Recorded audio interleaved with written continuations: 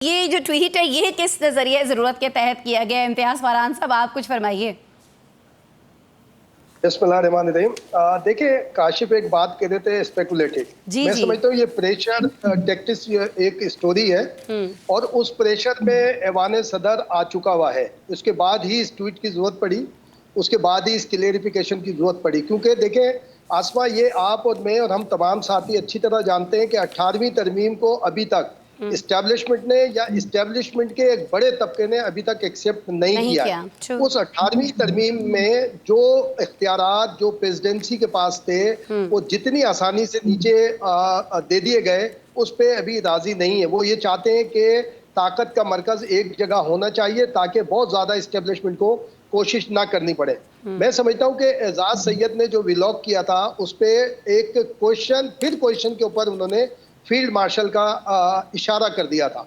अगर वो उसके अंदर फील्ड मार्शल का इशारा न करते तो शायद इसकी तरदीद की जरूरत ना होती और आसिफ जरदारी की तब्दीली के ऊपर मैच्योरिटी शुरू हो जाती कि किस तरह से इनको तब्दील किया जाना है, अच्छा, क्योंकि फील्ड मार्शल का आप नाम इम्तियाज़ साहब आ ये गया। फरमाना चाह रहे हैं, if I am not wrong, कि खबर चूंकि लीक हो गई तो इसलिए कहीं ना कहीं अब चीज़ें जो हैं वो रोक ली गई हैं। बट आपको लगता है कि ज़्यादा देर तक रोकी जाएंगी या चीज़ें जाएंगी उसी तरफ लेकिन शायद थोड़ा डिले के साथ?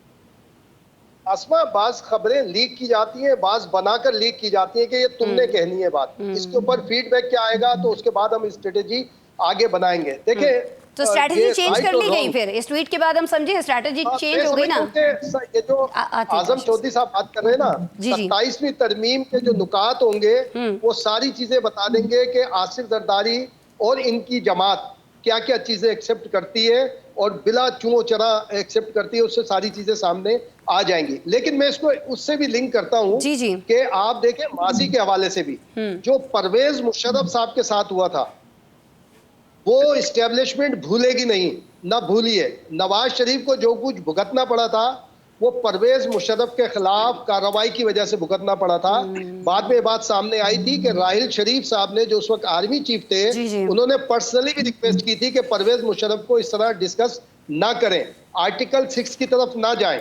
जब आर्टिकल 6 का मामला हो गया तो आप देखें कि नवाज शरीफ की तनज़्ज़ुली के मामला चले गए, ठीक हो लेकिन गया फरहान परवेज साहब। मुशर्रफ की आसमा, सिर्फ ये कि परवेज मुशर्रफ की इम्पीचमेंट का आसिफ जरदारी ने जिक्र किया था और बाकायदा प्रेस कॉन्फ्रेंस की गई थी सही हो पीपल्स गया। पार्टी की तरफ से।